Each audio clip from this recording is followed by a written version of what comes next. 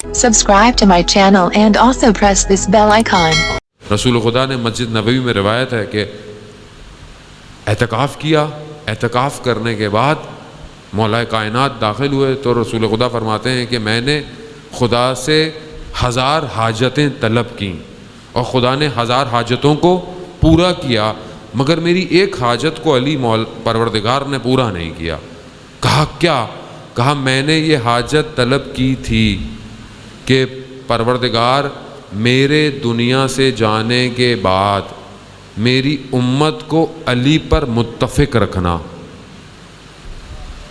مگر کہا پروردگار نے کہ نہیں، علی پہچان ہوگا، علی پہچان ہے مومن اور منافق کی۔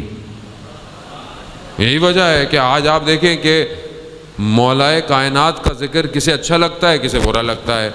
جب آپ امام کا نام لیں کچھ چہرے کھل جاتے ہیں اور بعض لوگوں کے چہرے بجھنا شروع ہو جاتے ہیں، تو یہیں سے پتہ چل جاتا ہے کہ تینت میں اصل مومن کون ہے اور منافق کون ہے۔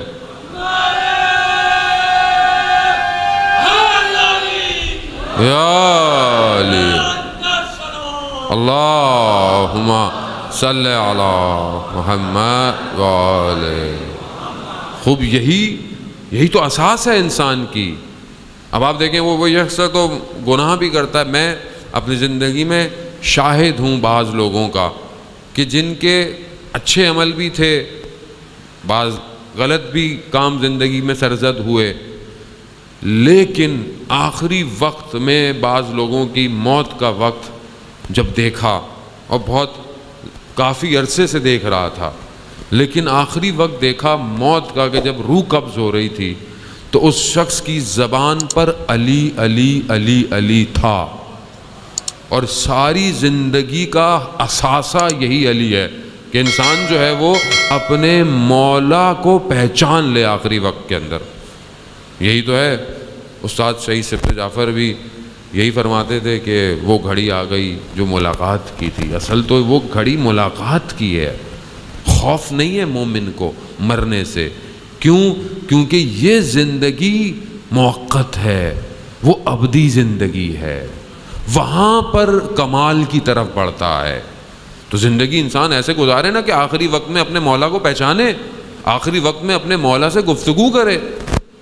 یہاں پر بڑے بڑے علماؤں کے واقعات ہیں۔ آیت اللہ بروجردی کے بارے میں کہتے ہیں، آیت اللہ گل پائگائنی کے بارے میں کہتے ہیں کہ ان کا ایک ہم مباحثی تھا جو ساتھ پڑھتے تھے، اس کا آخری وقت آیا کہ مریض تھا کہ آخری وقت ہے، تو یہ ملنے چلے گئے۔ تو وہ شخص جو بستر مرگ پر تھا اس نے کیا کہا آیت اللہ بروجردی سے یا آیت اللہ گل پائگائنی سے؟ کہا کہ یہ خدا نے میرے ساتھ کیا کیا، تمہیں اتنا بڑا مجتہد بنا دیا اور مجھے، مگر ہم ساتھ نہیں پڑھتے تھے، یعنی آخری وقت میں آ کر کفر کر بیٹھے۔ تو یہ بہت سخت معاملہ ہے عزیزان محترم۔ یہاں ہم ظاہر کو نہ دیکھیں، ہم اس اینڈ کو دیکھیں کہ اس کا اینڈ کہاں ہوا ہے۔ طلحہ و زبیر کی مثالیں آپ کے سامنے ہیں کہ مسجد نبوی میں بیٹھے ہوئے ہیں اور مولا کائنات کے چہرے کو دیکھ رہے ہیں۔ رسول خدا نے کہا کہ زبیر کیا کر رہے ہو؟ کہا آپ ہی نے تو کہا ہے کہ علی کے چہرے کو دیکھنا عبادت ہے، میں عبادت کر رہا ہوں۔ تو کہا زبیر وقت آئے گا جب علی کے مقابلے میں آ جاؤ گے۔ تو وہیں تلوار نکالی اور کہا میرا آپ گردن اڑا دیں۔ کہا غلطی سے پہلے کب کسی کو سزا دی جاتی ہے؟ ظاہر ہے جب تم نے کوئی انجام نہیں دی تو کیسے؟ وقت گزر گیا۔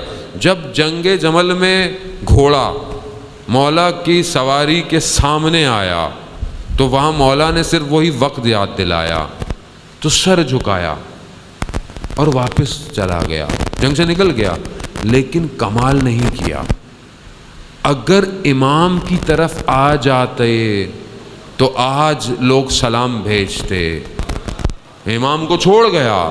عزیزان محترم، اس لیے میں کہہ رہا ہوں کہ صرف 2 بلاک ہیں اس دنیا کے اندر، یا حق ہے یا باطل ہے، بس تیسرا نہیں ہے کوئی کہ آپ بولے نہیں مجھے اس سے کیا، دنیا میں کیا ہو رہا ہے مجھے اس سے کیا، یہ نہیں، میری ذمہ داری ہے۔